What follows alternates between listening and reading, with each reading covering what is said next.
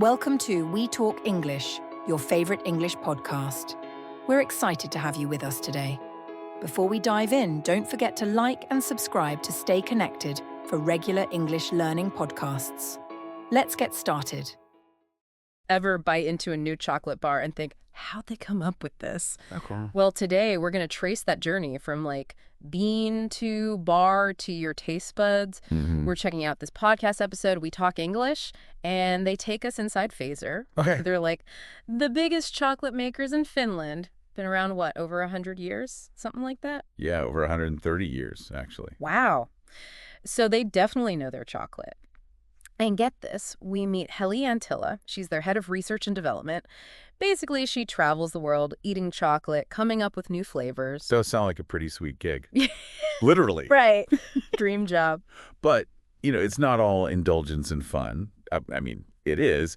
But Heli's role is also very strategic. Oh, I bet. In the episode, she talks about how timing is huge.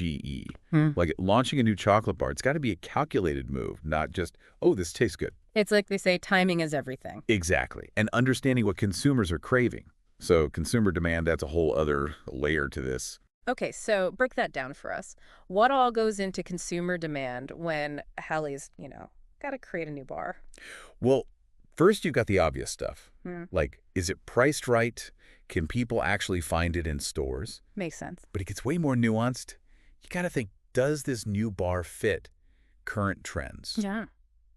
Are people wanting something familiar, comforting? Or something totally new and exciting? Even the season matters.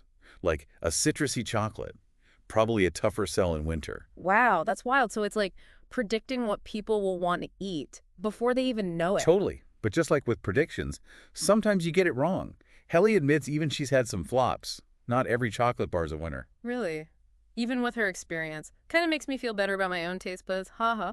But what makes a chocolate bar a flop? Is it just the taste or is there more to it? Well, sometimes a bar is just ahead of its time. Oh, interesting. Like people aren't ready for that flavor combo yet. Or it could be the marketing, the packaging. If it doesn't pop on the shelf, people might just walk right by. Totally. It's like you need that whole package. Amazing flavor alone isn't enough. Exactly. And Heli actually talks about this. Oh, does she? She's had huge successes, like her blueberry truffle, the heart-shaped geisha bar. Those were spot on with what people wanted. Yeah, those sound amazing. But she's also open about the flops, the bars that, just didn't work out. And that's so interesting to me, those flops, because you learn so much from them, right? Absolutely. It's not just, oh, well, that one tanked. It's, okay, why did it tank? Right. Was it the flavor itself? Was it too out there? Or even too boring? Was the price wrong? Those flops, they're like little arrows pointing you in the right direction. Like they say, you learn more from your mistakes sometimes. Exactly. Speaking of unexpected lessons, let's jump to a chocolate bar that's doing AR. Okay.